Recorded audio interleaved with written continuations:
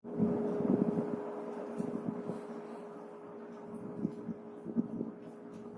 स्वामीनारायण विद्यार्थी मित्रों, આપણે જે ડિસ્કશન કરતા હતા સીધા ત્યાંથી આગળ વધીએ કે ભૌતિક રાશિઓ લીધેલી હતી. આ ભૌતિક રાશિઓને કંઈક આપણે આ રીતે યાદ રાખેલી હતી. અદ્રશ્ય ક્ષેત્ર ધન ધન જવે પ્રબળ કાકા દબાણ કરે છતાં આગાસ થઈ. બરાબર, એ રીતે સિક્વન્સમાં યાદ રહે તો ટ્રાય કરવી બહુ જરૂરી નથી કે સિક્વન્સમાં બધું ગોખી રાખો એવું, પણ છતાં બધી ભૌતિક રાશિઓ તમે કે ભાઈ 8 9 10 ધોરણમાં કેટલું ભણ્યા શું ભણ્યા તો આટલી ભૌતિક રાશિઓના નામ કમસે કમ તમને આવડે. જેટલું ડિસ્કશન કરી ગયા હતા એટલું મેં અહીંયા ફરીથી એક વખત બહુ ઝડપથી લખી નાખ્યું છે. અને આજે આપણે જે કોલમો આ જેટલી જરૂરી છે, જો કે હજી આ કોલમ છે અત્યારે હમણાં થોડી વાર માટે હજી આપણે આ ખાલી જ રાખીએ છીએ. બાકી કોલમો છે અહીંયા પૂરી દીધી છે જેટલું ભણી ગયા હતા એના ઉપરથી. એકવાર ઝડપથી રિપીટ કરીએ. અંતર સ્થાનાંતર એની વાત કરી હતી. અંતર અદિશ રાશિ છે, સ્થાનાંતર સદિશ તો મેં લખતી વખતે લખી નાખ્યું છે અંતર અદિશ સ્થાનાંતર સદિશ. દ્રવ્યમાન અને સમય એટલે કે એનો એકમ અનુક્રમે આ છે અને એના માટે આપણે કઈ બંને અદિશ રાશિ. સદિશ રાશિમાં અત્યારે કઈ એવી તો એક સ્થાનાંતર, પછી આવશે ક્ષેત્રફળ. ક્ષેત્રફળ સદિશ રાશિ છે, બરાબર. એની દિશા જ્યારે નક્કી કરવાની વાત આવશે, હું તમને કોઈ પણ ક્ષેત્રફળ સદિશ માની લ્યો કે ભાઈ આ છે એક પુસ્તક, આ અત્યારે એક સપાટી છે, આને કઈ ક્ષેત્રફળ છે, બરાબર. આને ક્ષેત્રફળ છે. હવે જો આનું ક્ષેત્રફળ છે તો એ ક્ષેત્રફળ એનો ક્ષેત્રફળ સદિશ કેમ હોય? સપાટીને લંબ રૂપે. આનો સદિશ હંમેશા લંબ રૂપે. આપણે જ્યારે વેક્ટર ભણશું ત્યારે બહુ ડિટેલમાં એની વાત કરશું, પણ ટૂંકમાં ક્ષેત્રફળ એ સદિશ રાશિ છે અત્યારે એ મગજમાં રાખશું. પછી ઘનફળ એટલે કે કદ અદિશ રાશિ છે. બાકી ઘનતા અદિશ, ઝડપ અને વેગમાં ઝડપ અદિશ, આ મેં બે લખી નાખ્યું છે ઝડપ અદિશ, પણ વેગ છે એ સદિશ રાશિ છે. એ આ બે કમ્બાઈન છે. પછી એનો એકમ લખી નાખ્યો. હવે જે નવી ભૌતિક રાશિ છે આપણી વેગમાન. શબ્દ જાણ તો ઘણું બધું, જો શબ્દને થોડો ફીલ કરવાનો ટ્રાય કરો. હું અત્યારે તમને સમજાવવા માટે જે વધારાનું લખાણ અહીંયા લખું છું એટલે એ આ કોલમનું નથી, બરાબર. અહીંયા લખીશ તમને સમજાવવા માટે વધારાનું, કંઈક થોડું નીચે લખીશ પછી ભૂસી નાખશું એટલે તમે અત્યારે સમજવામાં ધ્યાન રાખજો, પછી આખું ટેબલ આરામથી બનાવજો. વેગમાન, વેગમાન શબ્દને સ્પ્લિટ કરો, થોડું ફીલ કરો કે ખરેખર શું દર્શાવે છે. વેગનું માન એક જસ્ટ ઇમેજિનેશન કરો. દાખલા તરીકે આપણે એમ કહીએ કે ભાઈ એક ટ્રક અને એક સાયકલ બે એક સમાન વેગથી માની લો કે આપણી તરફ આવે છે. પેરેલલ એક સમાન વેગથી બોલું છું, બેના વેગ સરખા છે પણ બંને એક સમાન વેગથી આપણી તરફ આવે છે. માની લ્યો કે આપણે આડું પડવું છે, રોકવા છે બેને, કેના આડું પડવાનો સાહસ કરશો? સ્વાભાવિક છે કે સાયકલ. કારણ તો કે તરત જવાબ આપશો લાગે ઓછું. શું કામ ઓછું લાગે? વેગ તો બેયના સરખા હતા, વેગ બેયના સરખા હતા. ટ્રકનો જેટલો વેગ હતો એટલો જ સાયકલનો વેગ હતો, પણ વેગનું માન જોજો. મેં કીધું માન એટલે પાછું મૂલ્ય થાય.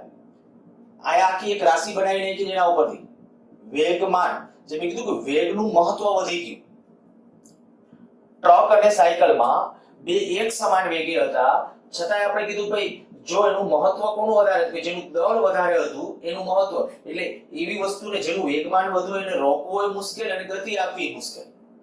ગતિમાં આપણે કે એક વખત સ્થિર હોય તો એને ગતિ આપવી મુશ્કેલ. સાયકલ ઊભી હોય ધક્કો મારો તો આગળ નીકળી જશે, પણ ટ્રક ઊભો હોય ધક્કો મારીએ તો કઈ દેખીની વાત છે કે અટવાનો નથી. તો વેગમાન એટલે હવે તમે થોડું ફીલ કરી શકતા હશો કે વેગમાન શું છે, બરાબર. તો વેગમાન એટલે આપણે કીધું કે વેગનું મહત્વ, વેગનું માન, વેગ માટે વિશેષતા.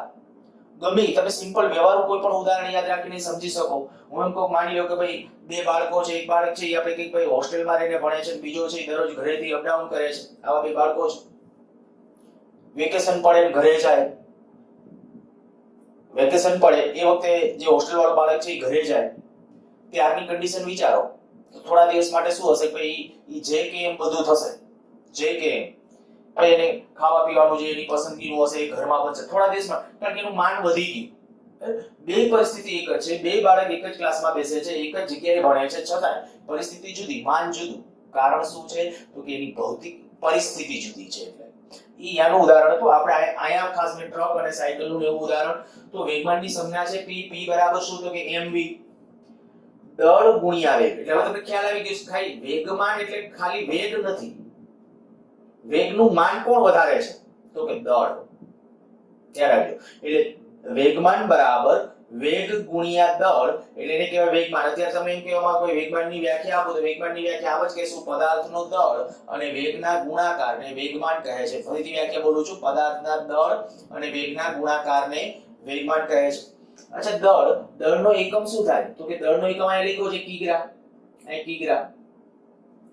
વેગનો એકમ શું? તો કે મીટર પર સેકન્ડ. હવેથી પછી પર સેકન્ડ એટલે કે છેદમાં હશે ને તો આપણે આમ લખશું, આ મીટર સેકન્ડ ઇનવર્સ.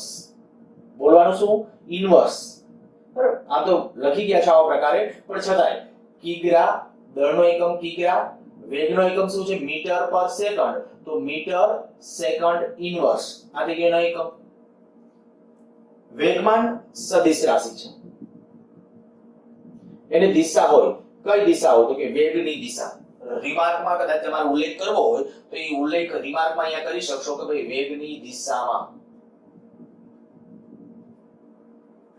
વેગમાનની દિશા હોય વેગની દિશામાં. તો આ વાત થઈ વેગમાન.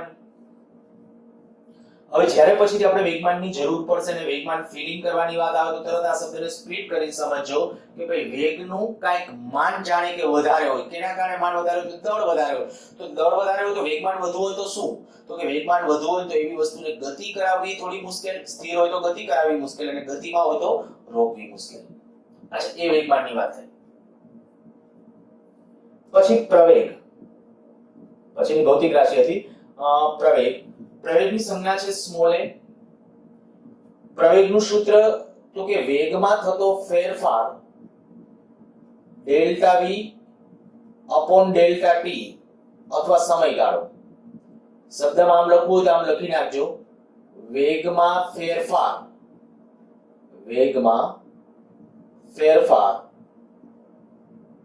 છેદમાં તેને અનુરૂપ સમયગાળો. તો વેગમાં ફેરફાર છેદમાં સમયગાળો એટલે આપણે કીધું પ્રવેગ. માની લો કે કોઈ પ્રવેગ a બરાબર, ચાલો ગુરુત્વ પ્રવેગની વાત કરીએ. ગુરુત્વ પ્રવેગ છે 10 મીટર પર સેકન્ડ સ્ક્વેર.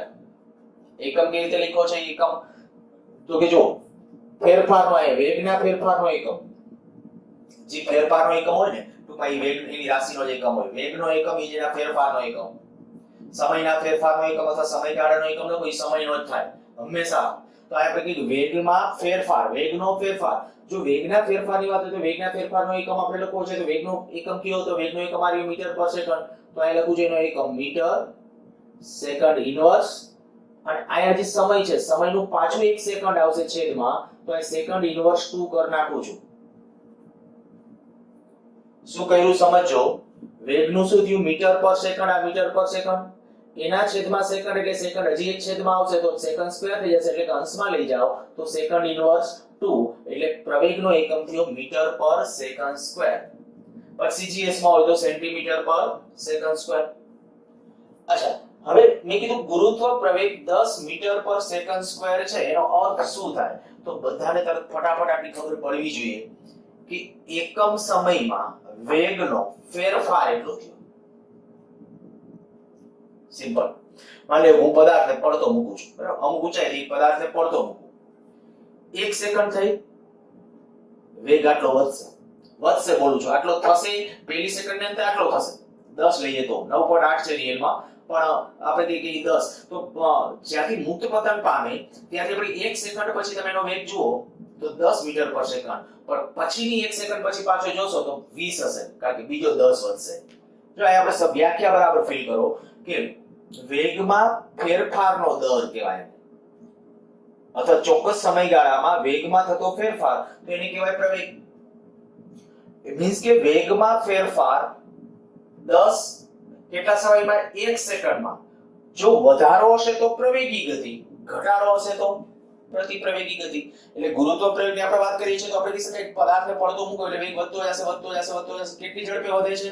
તો ગુરુત્વ પ્રવેગ જો 10 લ્યો તો શું સમજવાનું?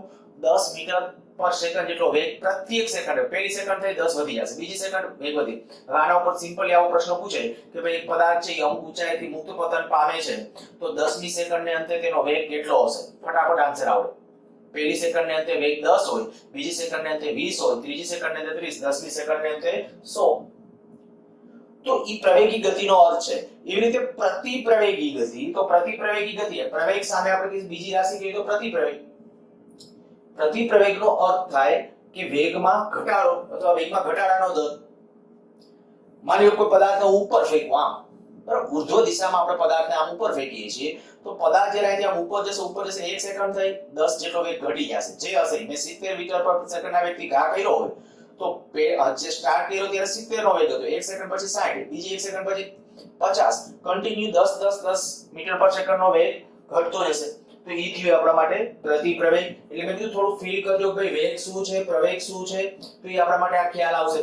તો પ્રવેગ એટલે આપણા માટે આપણે કહી દીધું ભાઈ વેગમાં થતો ફેરફાર, છેદમાં સમયગાળો, એકમ કહી દીધો. સદિશ કે અદિશ રાશિ તો સદિશ રાશિ. વેગ સદિશ છે એટલે આ રાશિ પણ સદિશ રાશિ છે. અને એની દિશા કઈ હોય તો કે વેગમાં થતા ફેરફારની દિશામાં, વેગમાં થતા ફેરફારની દિશામાં. આ ખાસ એવું ન વિચારી લેતા કે વેગની દિશા અને પ્રવેગની દિશા હંમેશા એક હોય. આ એક જ હોય હંમેશા. વેગમાં થતા ફેરફાર, તમને હમણાં એમ થશે કે હમણાં એવું કીધું કે વેગમાં થતો ફેરફાર અને વેગ બેનો એકમ સરખો થાય. સાચું, 100% સાચું. વેગમાં થતો ફેરફાર કે વેગ બેનો એકમ સરખો થાય, પણ વેગની દિશા અને વેગમાં થતા ફેરફારની દિશા એ બે એક ના હોય. એ ચોથું ચેપ્ટર જ્યારે સ્ટાર્ટ કરશું ત્યારે એ વખતે ભણશું કે ભાઈ એની અંદર દિશા અને એના માટે કેવી રીતે તમારે વેક્ટર, આખું વેક્ટર મેથ્સ ની અંદર મેથ્સ વાળાને આવશે, આપણે ફિઝિક્સ વાળાને આખું એનું ચેપ્ટર છે એ પણ આપણે ત્યાં ડિસ્કસ કરશું કે વેગમાં થતા ફેરફારની દિશા કઈ. અત્યારે ખાલી યાદ રાખવા માટે શબ્દ કે પ્રવેગની દિશા કઈ, તો વેગમાં થતા ફેરફારની દિશા. નેક્સ્ટ, બળ. બળની સંજ્ઞા છે F. બળનું એક સૂત્ર લખી નાખો ન્યૂટન ગતિના નિયમ પ્રમાણે F બરાબર ma. સૂત્ર જાણીતું છે, F બરાબર ma. તો m એટલે દળ, દળનો એકમ શું? કિલોગ્રામ, તો કિગ્રા. પ્રવેગનો એકમ શું? તો કે આ રહ્યો પ્રવેગનો એકમ, મીટર સેકન્ડ ઇન્વર્સ 2. કિગ્રા મીટર સેકન્ડ ઇન્વર્સ 2. રાશિ કેવી? તો કે બળ પણ સદિશ રાશિ છે. દિશા કેમની? તો કે પ્રવેગની દિશામાં.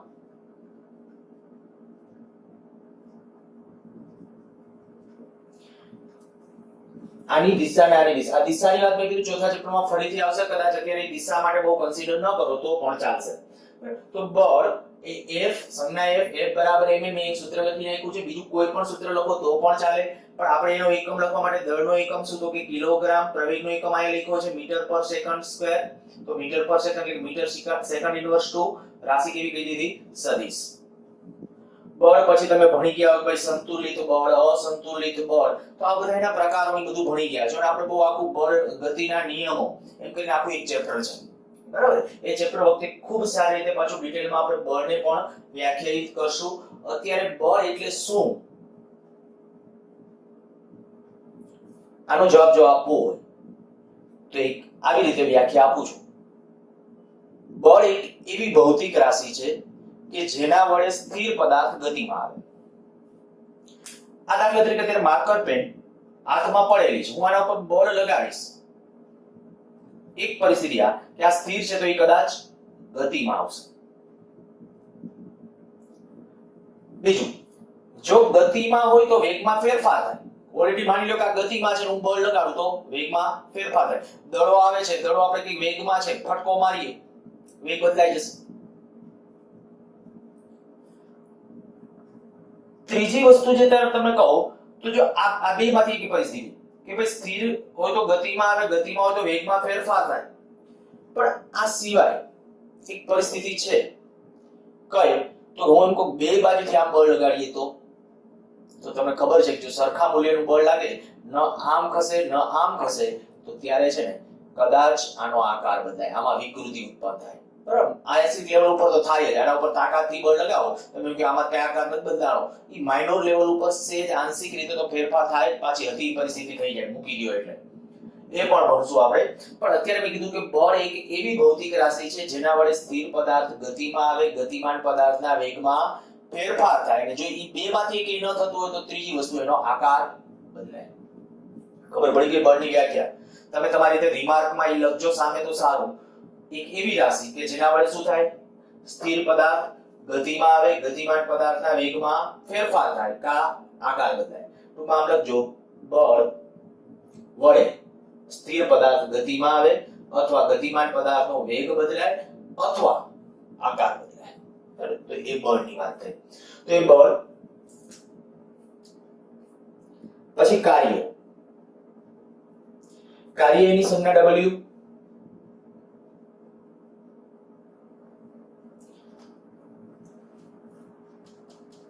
બળ ગુણ્યા સ્થાનાંતર. અત્યારે બહુ સાદી વ્યાખ્યામાં લખું છું, બળ ગુણ્યા સ્થાનાંતર. કાર્ય એટલે બળ ગુણ્યા સ્થાનાંતર. આ બળ F અને સ્થાનાંતર એટલે D, એની સંજ્ઞા જે લખી છે.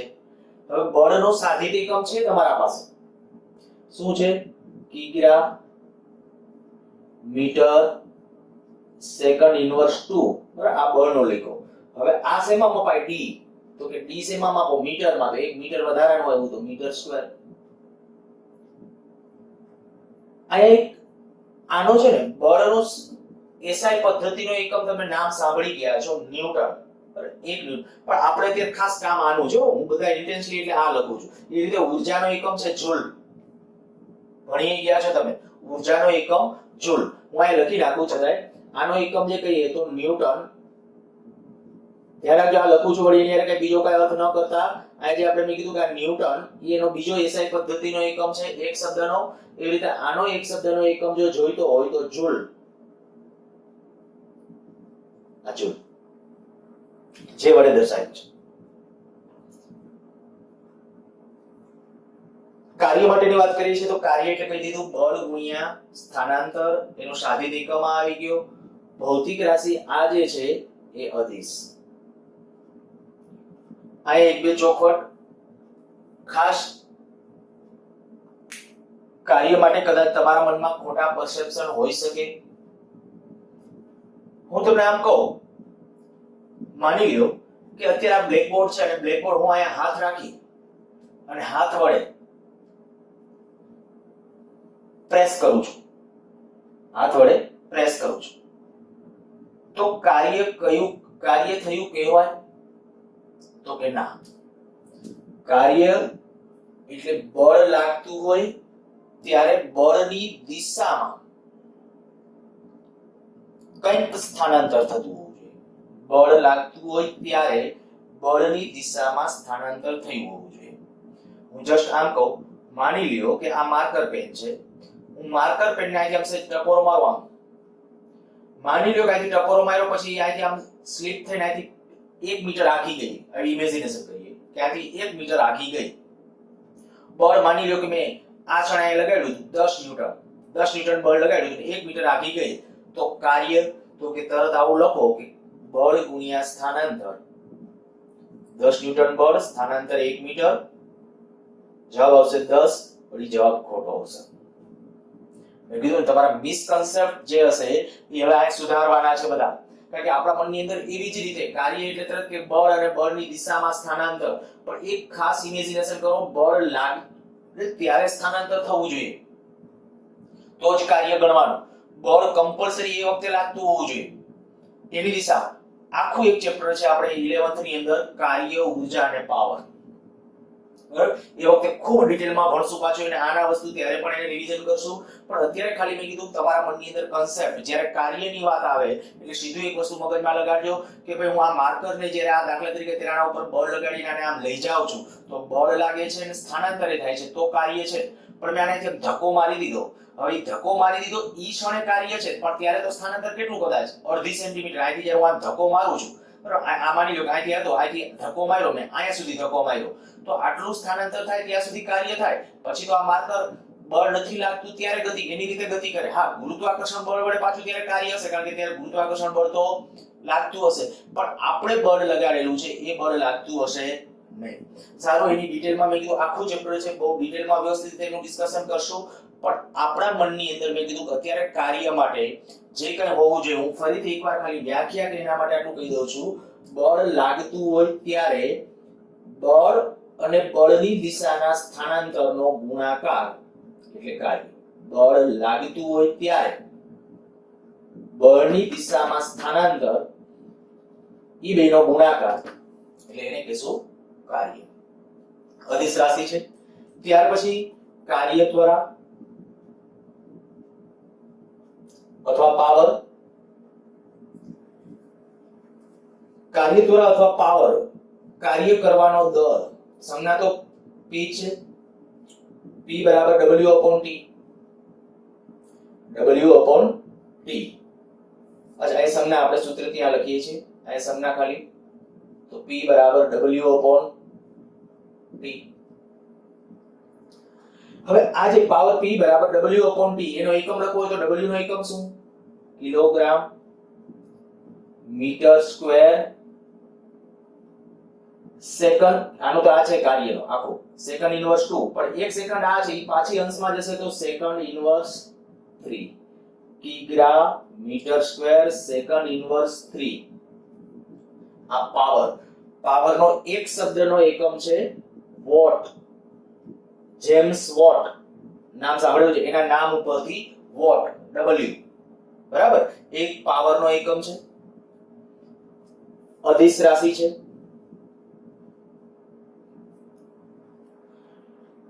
પાવર શું છે, કેવી રીતે દર્શાવાય છે, મેં કીધું આખું એક કાર્ય ઉર્જા પાવરનું આખું ચેપ્ટર છે, ત્યારે આપણે વધુ ડિટેલમાં એના માટે ચર્ચા કરશું.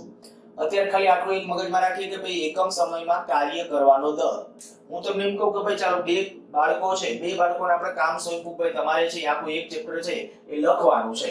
હવે બને કે ભાઈ બે બાળકો લખવા બેસે, પણ એક બાળક છે કદાચ 10 કલાકે પૂરું કરે અને એક બાળક છે 2 કલાકમાં પૂરું કરે, તો સમજી લેવાનું કે ત્વરા કોની? ત્વરા એટલે ઝડપ. ત્વરા એટલે ઝડપ. ત્વરા શબ્દનો અર્થ થાય ઝડપ. તો કાર્ય ઝડપ, કાર્ય કરવાની ઝડપ કોની વધારે થઈ? જેણે 2 કલાકમાં પૂરું કર્યું એમને.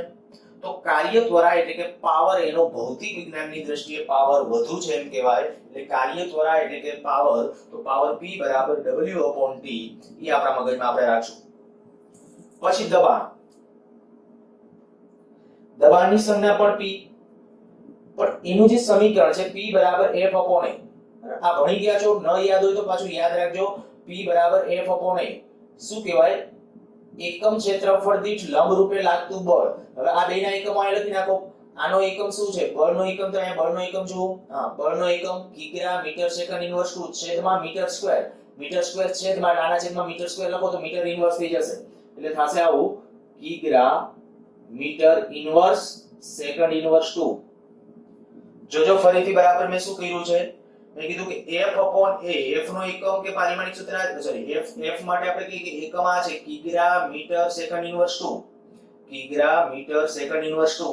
તો કિગ્રા મીટર, આ મીટર પણ છેદમાં આનું મીટર સ્ક્વેર છે પાછું, કારણ કે ક્ષેત્રફળ છે. આ શું છે? ક્ષેત્રફળ. આ a એટલે ક્ષેત્ર, એટલે હવે આ શબ્દમાં લખી નાખું. ચલો, બળ છેદમાં ક્ષેત્રફળ. ખરેખર લંબ રૂપે બળ છે, બરાબર, પણ ડીપમાં અત્યારે નથી જવું. બળ છેદમાં ક્ષેત્રફળ. તો ક્ષેત્રફળ એટલે ક્ષેત્રફળનો એકમ તમારા પાસે તો મીટર સ્ક્વેર. તો આના એકમના છેદમાં મીટર સ્ક્વેર લખો એટલે એકમ તમારો આવો થઈ જશે. તો આ થઈ ગયો આપણા માટે દબાણ. દબાણનો એક પાસ્કલ નામના વૈજ્ઞાનિકના નામ ઉપરથી આનો એક એકમ છે પાસ્કલ, પણ એને આપણે PA વડે દર્શાવીએ છીએ. ફરીથી આ એક શબ્દવાળા જે એકમો છે ને એટલે ભૂલી જાવ છો. આ ન્યૂટન, જૂલ, વોટ, પાસ્કલ. અને રાશિ કેવી? તો કે દબાણ એ અદિશ રાશિ.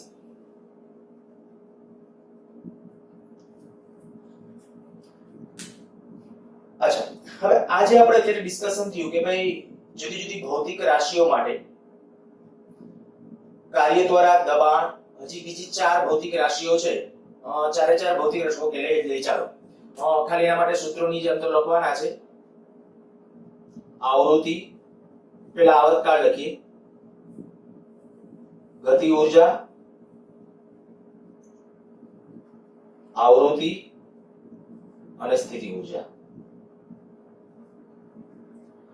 ફટાફટ આના સૂત્રો લખીને આવર્તકાળ શું છે? તો આવર્તકાળની સંજ્ઞા T.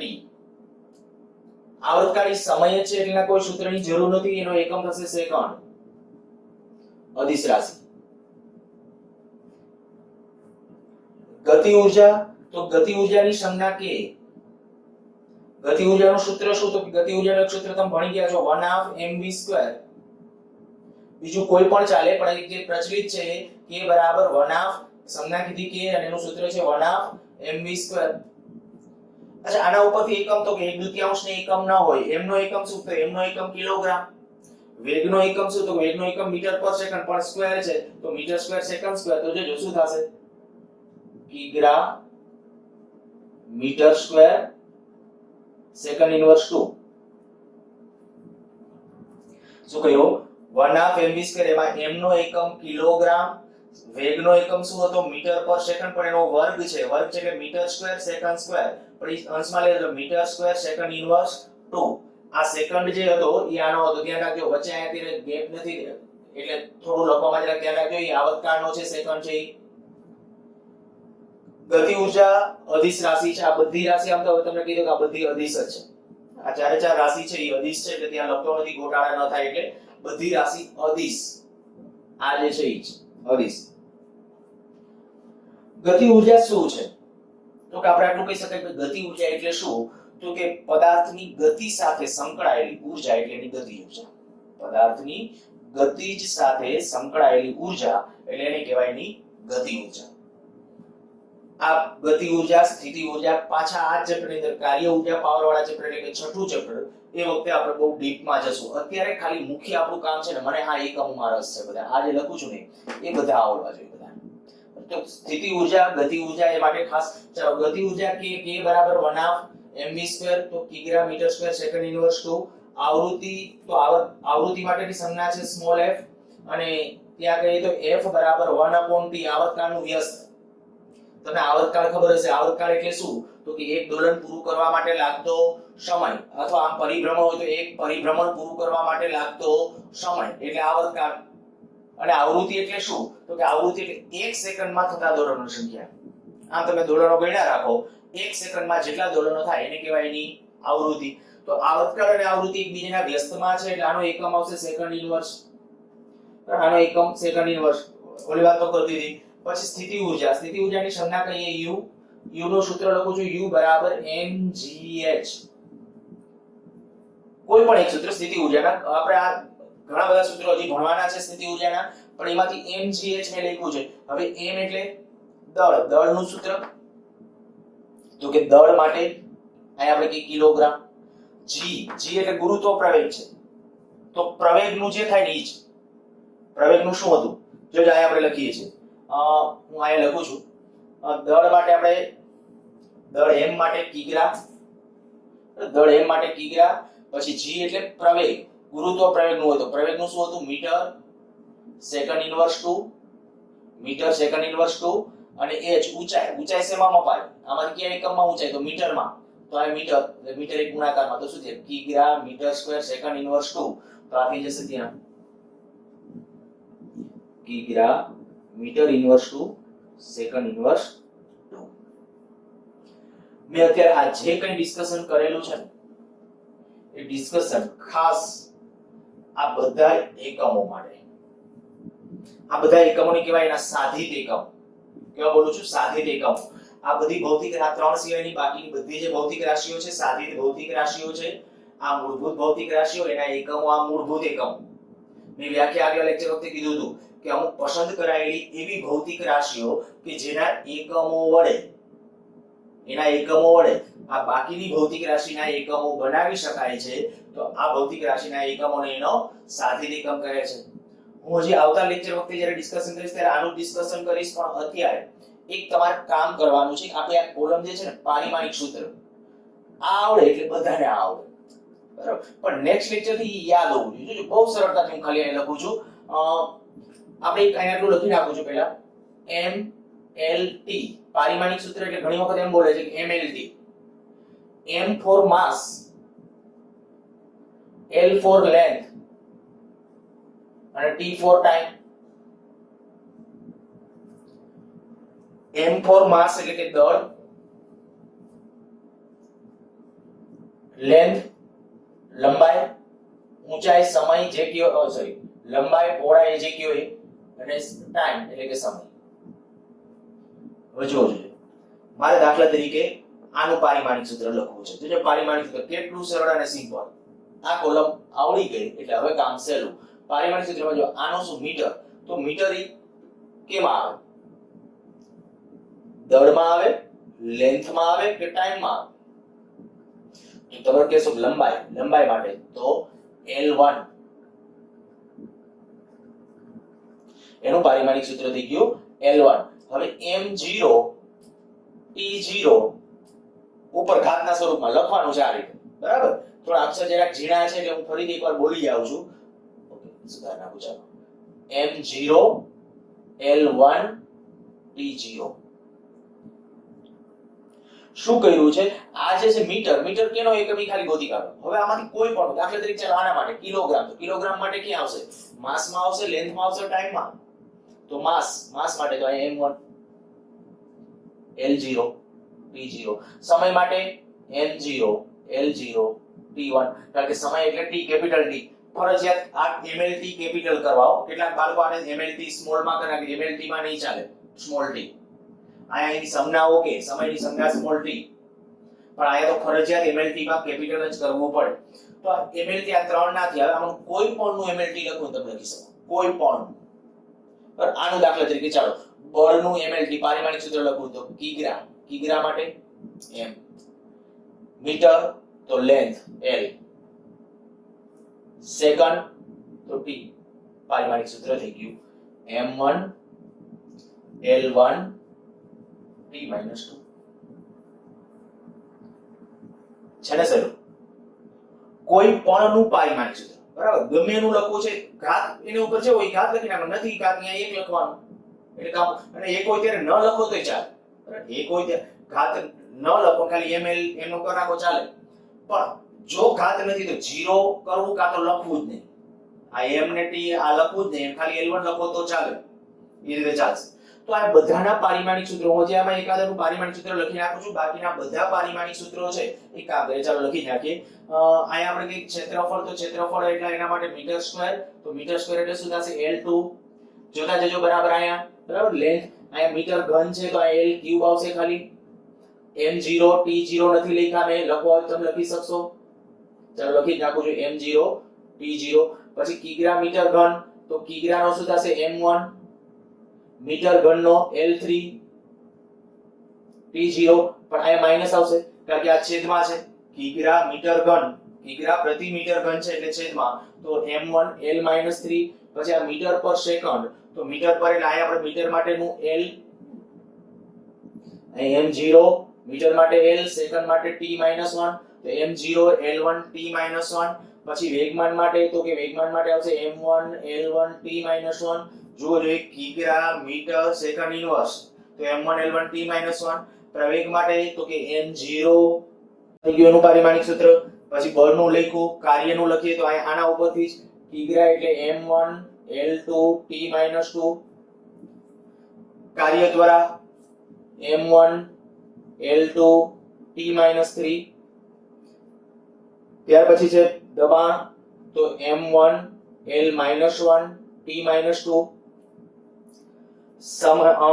આવર્તકાળ કે આવૃત્તિ, આવર્તકાળ તો એનું થશે સેકન્ડ એટલે કે t1, તો m0 L0 t1. પછી ગતિ ઊર્જાનું તો m1 L2 t-2. આવૃત્તિનું m0 L0 t-1 અને m1 L2 t-2. સ્થિતિ ઊર્જા બધા એક વખત હજી જોઈ લેજો તમારે. મેં કીધું એમાં કોઈ પિંજણ નથી, દરેકે દરેક નાનામાં આ આવડતું એટલે દરેકે દરેક જે મેં કીધું સમજી શકે આટલું એને આ બધાને આ લખતા આવડે. પણ હજી આટલાથી કામ પૂરું નથી થતું. આ તો હજી આપણા મૂળભૂત પારિમાણિક સૂત્રો આવ્યા. 12માં 11 બાદ ધોરણમાં જેટલી ભૌતિક રાશિઓ આવશે એના બધાના પારિમાણિક સૂત્રો લખતા આવડવા પડશે. આ રીતે ઈ ક્યારે આવડશે તમને ખબર પડે? આ સાધિત એકમ આવડે તો. આ સાધિત એકમ ક્યારે આવડશે? તો કે આ એક સૂત્ર આવડતા હશે તો. જો સૂત્રનો કન્સેપ્ટ તમારા મગજમાં ક્લિયર તો સાધિત એકમ લખી શકો. સાધિત એકમ પછી નહીં લખો તો આ ચાલશે. પણ હવે બધાને રિક્વેસ્ટ, આયા આટલાના પારિમાણિક સૂત્રો છે, સતત ને સતત રિપીટ કર્યા રાખો, સતત ને સતત, બરાબર. પેલા યાદ રાખવાનું ટ્રાય કરો, તમારા મધર કે ફાધર સામે બેસીને બોલવાનું ટ્રાય કરો. જો જેટલું ઝડપથી બોલી શકશો, એટલે યાદ રાખવા માટે હું તમને આમ કહી દઉં, હું તો જનરલી આ રીતે આમ યાદ રખાવું છું ને આવનારા દિવસોમાં ક્લાસની અંદર એ છે આમ જ પૂછીશ કે ભાઈ 122 કેનું પારિમાણિક સૂત્ર થાય? 122 એટલે તરત 1 2 -2 એટલે એને 122 યાદ જ આમ રાખી લો. 122 ના જો 3 છે, અહીંયા છે ને અહીંયા છે. ટૂંકમાં એક સાદું કહી દઉં તો જેટલી ઊર્જા આવશે ને, જો આ બે ગતિ ઊર્જા અને સ્થિતિ ઊર્જા છે, અહીંયા સ્થિતિ ઊર્જા ગતિ ઊર્જા, ઊર્જાના બધાના પારિમાણિક સૂત્રો સરખા હોય. સ્થિતિ ઊર્જા, ગતિ ઊર્જા, ઉષ્મા ઊર્જા, તમને આંતરિક ઊર્જા જે નામ આવડે બધાના પારિમાણિક સૂત્રો સરખા જ આવશે. અને કેના જેટલું હશે? તો કે જેટલું કાર્યનું હશે એટલું પારિમાણિક સૂત્ર હશે ને હશે. તો હવેથી નેક્સ્ટ લેક્ચર વખતથી મેં કીધું પહેલું કામ તમારે આ કરવાનું છે કે બધાના MLT એટલે સીધું ફટાફટ મગજમાં જ એમ હું આમ આપણે કહી દઉં ભાઈ 112 તો 112 આમ યાદ રાખો તમે 112 આ M1 L1 પછી T-2 થોડું મગજ દોડાવી લેવાનું. આ 112 કેનું પારિમાણિક સૂત્ર? તો તરત યાદ આવી જાય કે બળનું. પછી કાર્યનું તરત લખવું હોય તો કાર્ય માટે તરત કહેશું ભાઈ 122, કાર્ય દ્વારાનું 123. જો આમ યાદ રાખો આ 112 122 123 એટલે યાદ રાખી શકશો. આ 112 122 123 પાછો આ 112 પણ આને નાને થોડું ચેન્જ છે.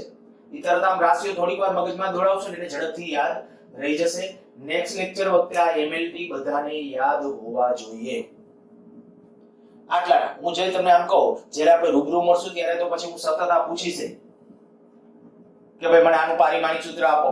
જો આ પારિમાણિક સૂત્ર પહેલેથી ખાલી આટલાના પારિમાણિક અને આ હવે ગોખવાના છે. બહુ સાદી ભાષામાં કહી દો, હવે ગોખવાના છે. અને ગોખા કયો કે સમજો કયો જે કયો આટલા ઝડપ, કારણ કે નહીતર પછી નેક્સ્ટ આપણું જે આના પછીના જે પારિમાણિક સૂત્રો લખવાના છે એ બહુ ઝડપ. બાકી તમે એમ કહો ના હું ગમે એનું મેળવી દઈશ તો મેળવતા તમારે બહુ વાર લાગશે, કારણ કે ઈ મેળવવા જશો જે ખરેખર આપણે ઓરિજિનલી જે કરવાનું હશે ને રહી ગયું હશે.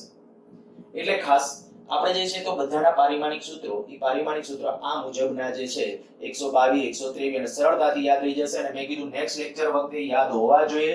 એવું લાગે તો 5 5 10 10 વાર લખજો, બરાબર. પારિમાણિક સૂત્રો 5 વાર 10 વાર જેટલી તમારી સ્વેચ્છાએ. હું કોઈ અત્યારે તમને એમ નથી કહેતો કે આવી રીતે આટલી વાર લખો. સારું, ટેબલ તમારે આખું આ રીતે બનાવવાનું છે. એક રિમાર્કની કોલમ રાખજો અહીંયા, અને રિમાર્કની અંદર તમારે જે લખવું હોય છે આ મેં જો 3 4 માટે કેમ આ લખ્યું વેગની દિશા ને આ પાછું આયા તમને કહી દઉં. આ તો ખાલી આપણે રફ કામ કરેલું હતું.